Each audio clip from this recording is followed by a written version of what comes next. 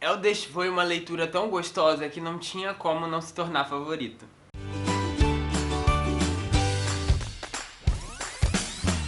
Oi gente, tudo bem com vocês? Eu sou o Lucas. Nesse vídeo nós vamos conversar sobre Eldest, que é escrito pelo Christopher Paolini e traduzido por dois tradutores, na verdade, que é o Heitor Pitombo e a Laura Van Boekelkeola, me perdoa, não sei.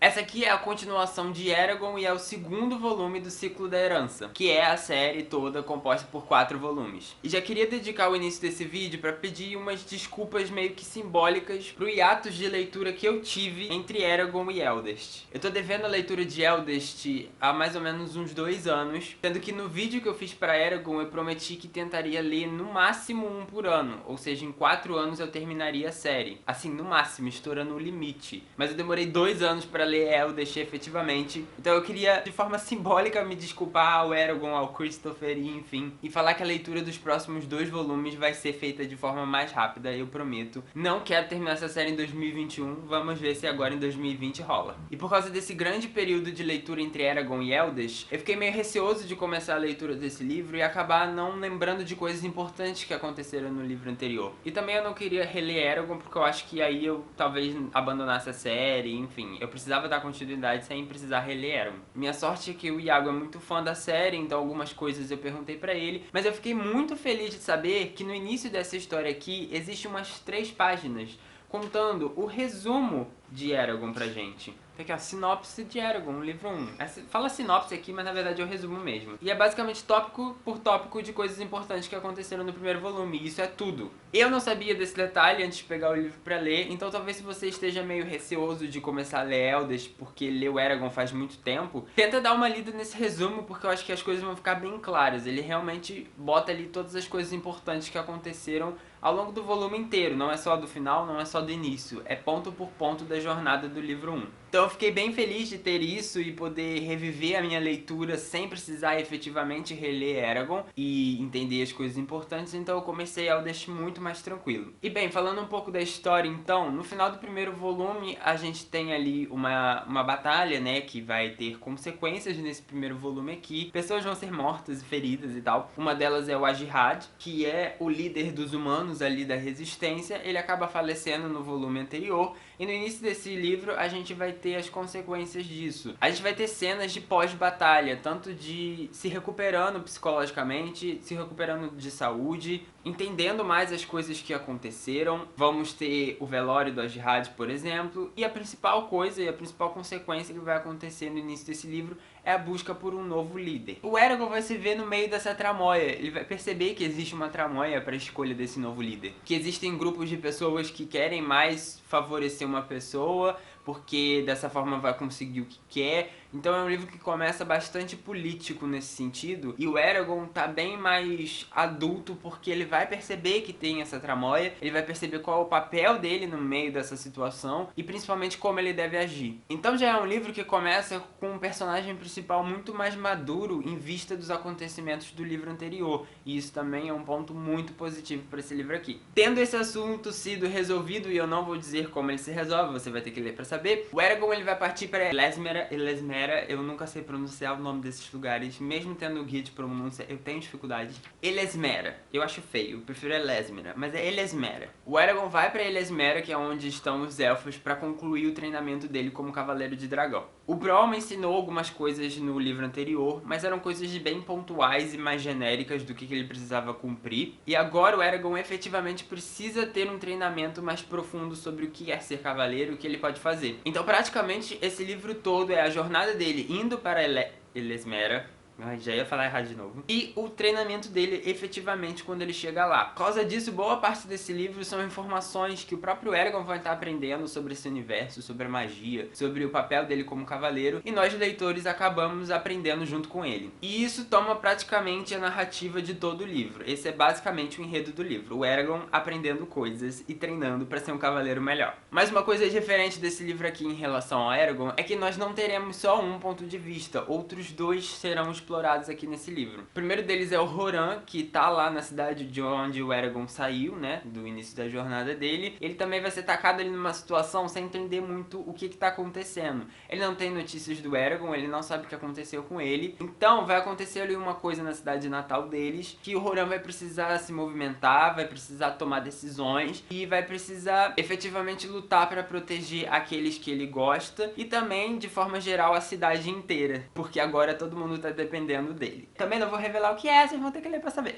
Outro ponto de vista é o da Nasuada, que vai ter um papel muito importante nesse livro também, mas ela não aparece tanto assim, são realmente alguns capítulos. E esses pontos de vista não são intercalados capítulo a capítulo. Existe um bloco de capítulos do Eragon, depois um bloco de capítulos do Horan, e aí tem os capítulos perdidos da Nasuada só pra gente entender o que tá acontecendo. Porque esses três personagens estão em locais diferentes do mapa, e pra gente entender a história de forma geral, a gente precisa entender um pouco o que tá acontecendo nesses três lugares. Mas efetivamente a maior parte desse livro é do Eragon e do Horan. E como eu falei, o livro é basicamente de treinamento e de aprendizado, então ele tem um ritmo um pouco lento, e pra mim isso não é defeito nenhum. Eu prefiro muito mais livros de diálogo, livros nesse estilo aqui, do que livros de cena de ação, de aventura, pancadaria e só isso. Então por causa disso eu curti muito esse livro aqui. Ele tem a sua ação, ele tem um final épico, mas a maior parte do livro não é essa. É realmente os conflitos dos personagens, eles tendo que tomar decisões, eles interagindo com outros personagens e descobrindo coisas, enfim. Honestamente, eu não senti que o livro é chato em nenhum momento. Eu ficava super interessado, porque o Christopher cresceu um pouco a mitologia que ele criou,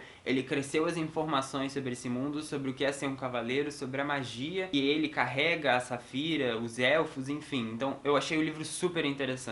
Mesmo ele não tendo ação, ele não é um livro chato parado, entende? Você tá sempre descobrindo, você tá sempre em contato com coisas novas. E assim, pra mim isso é um ponto super positivo do livro. Eu acabei favoritando Eldest porque a leitura foi muito prazerosa, que ela conseguiu me mover ao longo do tempo. Eu voltei pra um Lucas muito mais novo, um Lucas que teria adorado ler essa fantasia quando adolescente, quando criança, porque a história em si não é tão complexa, sabe? Não é um livro super original. Hoje em dia já existem fantasias que...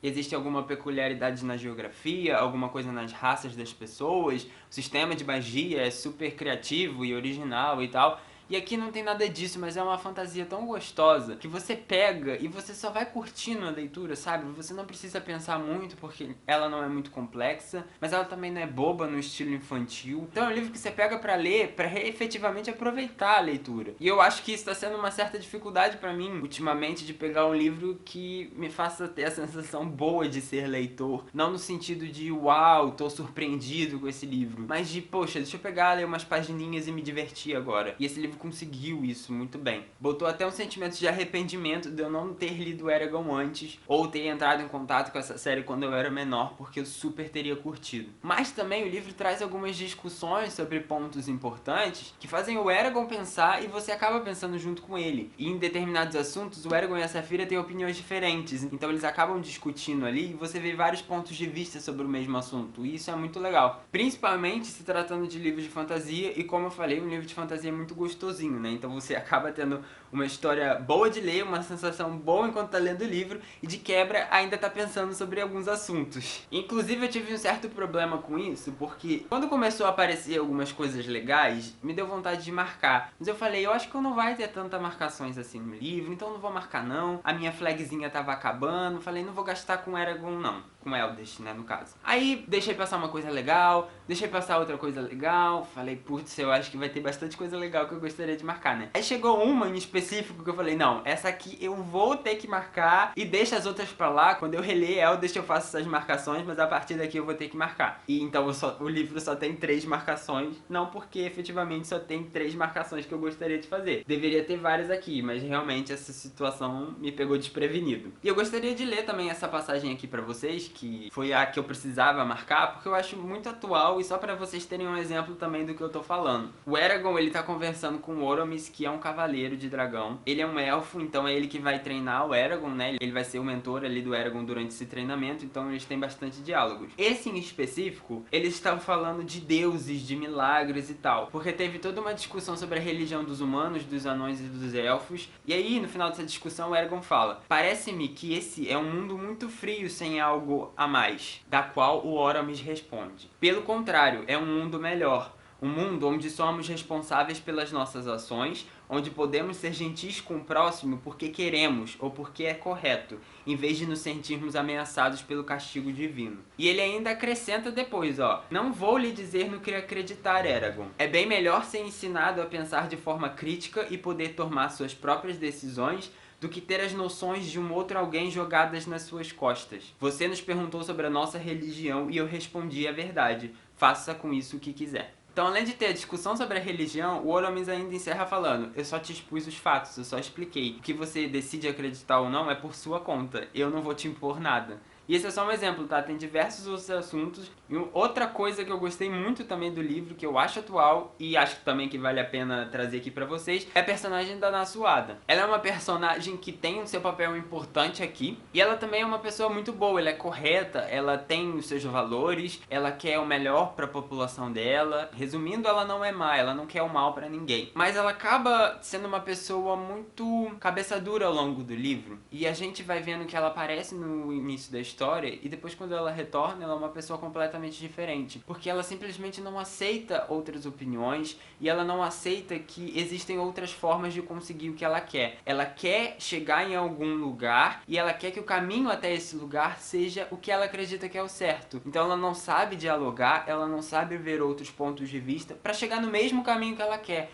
Então ela acaba se tornando uma tirana, acaba se tornando uma pessoa impossível de dialogar, impossível de conversar, mesmo estando do lado certo, vamos dizer assim. O que mostra muito claramente que não é só você lutar pelas coisas certas, é você saber que existem formas diferentes até chegar nesse lugar, principalmente aceitar que vários caminhos também são válidos, que não é necessariamente o que você escolheu, que outra pessoa vai ter que escolher esse caminho, que outra pessoa vai ter que concordar pra você, principalmente que outra pessoa está contra você, até porque vocês dois batalham pela mesma causa, querem chegar ao mesmo destino, só que por vias diferentes. Então ela é uma personagem muito chave nessa história, eu tô ansioso pra ver mais dela nos próximos volumes, porque realmente foi uma mudança muito drástica nesse livro aqui, uma mudança clara do que se acontece efetivamente, né? Então eu queria trazer esse paralelo aqui pra vocês. E juntando todos esses pontos que eu expus aqui, eu acho que Eldest é um livro maravilhoso, merece ser lido sim. Se você leu Eragon, dê uma desanimadinha, dê uma chance pra Eldest, é uma fantasia muito gostosa de ler. E se por um acaso você já fez a leitura, deixa aí nos comentários a sua opinião pra gente continuar a nossa conversa. Se você ainda não leu e quiser comprar, compra pelo link que tá lá na descrição, que você apoia o nosso trabalho. Curta esse vídeo se você gostou da resenha, se inscreve no canal se você for novo, e eu espero te ver no próximo vídeo, tá bom? Até lá, tchau!